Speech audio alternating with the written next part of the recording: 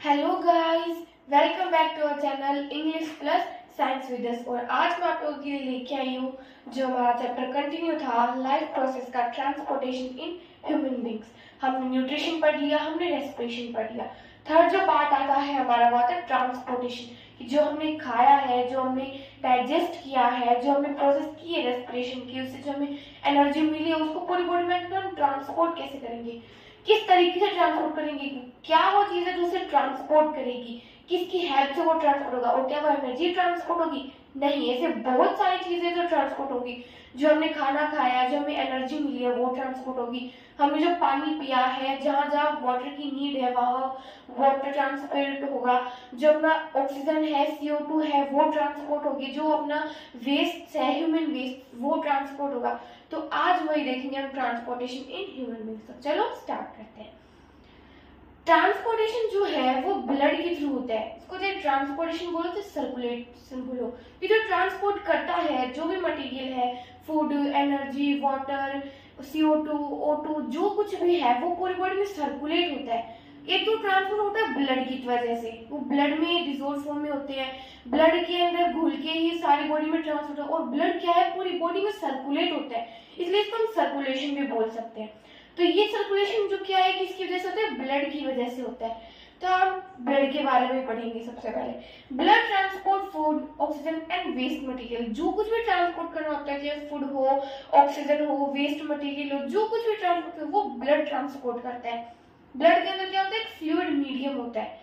कि ब्लड क्या, ब्लड एक फ्लूइड मीडियम, लिक्विड। ब्लड खुद भी लिक्विड है, उसके अंदर लिक्विड लिक्विड थिंग्स होती है, लिक्विड मीडियम, जिसे हम बोलते हैं प्लाज्मा। क्या बोलते हैं? प्लाज्मा।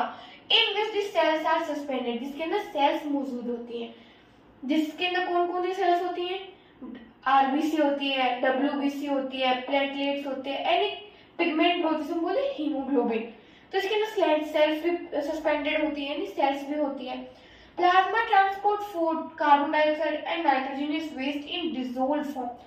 प्लाज्मा जो है वो फूड ट्रांसपोर्ट करता है, कार्बन डाइऑक्साइड ट्रांसपोर्ट करता है और नाइट्रोजनस वेस्ट ट्रांसपोर्ट करता है। मतलब हमारी ह्यूमन बॉडी में जो वेस्ट होता है वो नाइट्रोजनस वेस्ट तो होता है, तो नाइट्रोजन ही तो होता है जिसको हम डाइजेस्ट नहीं कर पाते, जो हमारी बॉडी के लिए बिल्कुल भी यूजफुल नहीं है।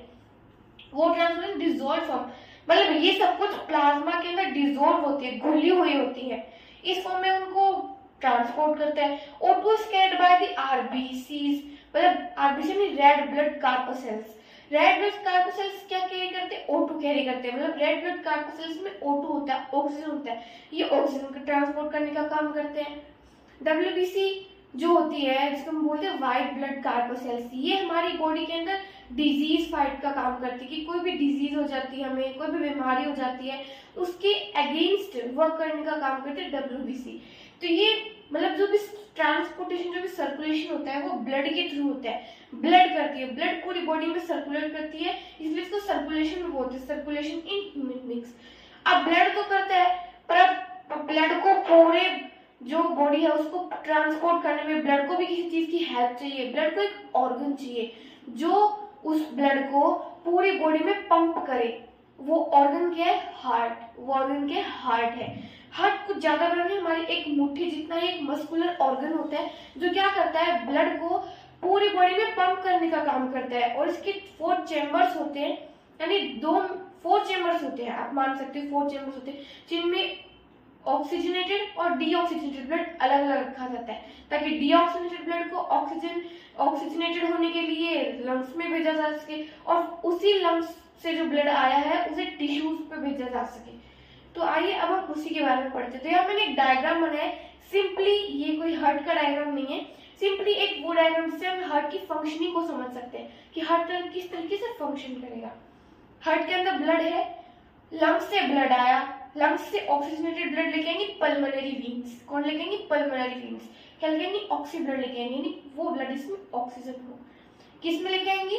लेफ्ट एले, मतलब लेफ्ट एट्रियम में। लेफ्ट एट्रियम, जैसे लेफ्ट एट्रियम के अंदर ब्लड आएगा ये रिलैक्स होगा। किसी जिस चीज के अंदर किसी भी चीज के अंदर लिक्विड डालते हैं तो रिलैक्स करता है, वो फूलता है। ऐसे ये लेफ्ट एट्रियम रिलैक्स करेगा, और यहाँ से जो ब्लड है वही जो वॉल्व है ना, बाइकस्पिड वॉल्व के थ्रू लेफ्ट वेंट्रिकल में आ जाएगा, नीचे वाले चैम्बर में। किस में आ जाएगा? लेफ्ट वेंट्रिकल में। लेफ्ट वेंट्रिकल रिलैक्स हो जाएगा, फिर लेफ्ट वेंट्रिकल जब जब सिकुड़ेगा तो नीचे से ब्लड है वो पुश होगा, किसमें पुश होगा, आयोटा में, किसमें, आयोटा में। ये हमारी बॉडी की सबसे लार्जेस्ट आर्टरी होती है, सबसे लार्जेस्ट आर्टरी, ये आयोटा में पुश होगा। और अब ये जो ऑक्सीजनेटेड ब्लड कहाँ जाएगा, टिश्यूज में जाएगा, किसमें जाएगा, टिश्यूज में। ये जो वॉल्स एंड वॉल्स का क्या काम है कि जब ये लेफ्ट एट्रिकल, ये लेफ्ट एट्रिया और लेफ्ट वेंट्रिकल जब कॉन्ट्रैक्ट करे, रिलैक्स करे, तो जब जैसे ये इसने कॉन्ट्रैक्ट किया तो कॉन्ट्रैक्ट करके ब्लड कहाँ गया, आर्टर में गया। तो बस ये ध्यान रखती है, ये काम करती है कि जब इसने कॉन्ट्रैक्ट किया तो ब्लड वापस लेफ्ट एट्रिया में ना जाए, ब्लड वापस लेफ्ट एट्रिया में ना जाए, वो कॉन्ट्रैक्ट होके आयोटा में ही चला जाए। अब आयोटा अपनी बॉडी की सबसे लार्जेस्ट आर्टरी होती है। टिश्यू जब रिस्पायर करती है तो O2 काम में लेती है, आप सबको पता है, आप लोग रेस्पिरेशन पढ़ के आए हो पिछले वीडियो में। तो जब ये रेस्पायर करती है तो O2 तो काम में लेती है, पर रिलीज क्या करती है, CO2 रिलीज करती है। तो अब टिश्यूज के पास जब आयोटा जाएगा तो उसमें क्या होगा, अब वो CO2 है वो रिलीज करेंगी, अब O2 ब्लड से लेके वो ब्लड में क्या छोड़ देंगी, CO2 रिलीज कर देंगी। अब CO2 रिलीज करते ही वो ब्लड कैसा होगा, डीऑक्सी ब्लड हो जाएगा, मतलब अब उस ब्लड में ऑक्सीजन नहीं रहा, कार्बन डाइऑक्साइड आ गई तो डीऑक्सी ब्लड कहलाएगा।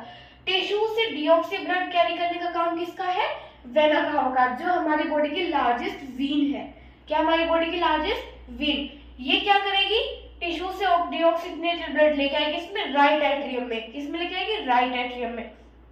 अगर राइट एट्रियम रिलैक्स हो जाएगा, फूल जाएगा, फिर ये कॉन्ट्रैक्ट होगा तो यहाँ से फिर ब्लड वापस वेना काम नहीं जाएगा, क्योंकि यहाँ पे वाल्व्स होती है। ये किस में जाएगा, नीचे राइट वेंट्रिकल में जाएगा, किसमें जाएगा, राइट वेंट्रिकल में। जब राइट वेंट्रिकल रिलैक्स करेंगी फिर ये भी सिकुड़ेंगी, ये भी कॉन्ट्रैक्ट करेंगी। अब ट्राइकस्पिड वाल्व्स, ये वाल्व्स क्या वर्क करेंगी कि ये इंश्योर करेंगी, ये सुनिश्चित करेंगी कि जो अब ये जो ब्लड है कॉन्ट्रैक्ट, जब राइट वेंट्रिकल कॉन्ट्रैक्ट करते हैं, ये ब्लड वापस राइट एट्रियम में ना जाए, वापस ऊपर वाले चैम्बर में ना जाए, नीचे चले जाए, नीचे किसमें, पल्मोनरी आर्टरी में। ये कॉन्ट्रैक्ट करेंगे राइट वेंट्रिकल्स तो ब्लड कहाँ जाएगा, पल्मोनरी आर्टरी में। अभी क्या, डीऑक्सीजनेटेड ब्लड किसके पास लेके जाएगी, पल्मोनरी आर्टरी, लंग्स के पास। लंग्स क्या करेगा, आपने पढ़ा है पिछले वीडियो में कि लंग्स में एल्वियोली होता है, जो क्या होता है, जो क्या काम करता है, ब्लड से, इसके साथ में ब्लड वेन्स कनेक्ट होती है, तो वो ब्लड से CO2 लेता है और उसमें ऑक्सीजन डालता है, मतलब वहां वो एल्वियोली वो चीज होती है जहाँ O2 और CO2 का एक्सचेंज होता है। तो इसे लंग्स के पास लेके जाएंगे, लंग्स से एल्वियोली क्या करेंगे, CO2 तो निकाल लेंगे। CO2 जब सांस छोड़ते हैं तो हम क्या छोड़ते हैं, CO2 तो छोड़ते हैं, तो सांस तो हमारे मुख से मतलब जो CO2 है वो तो निकल जाएगी, और उसमें क्या आ जाएगी, O2 डाल देगा, उसमें O2 भर देगा।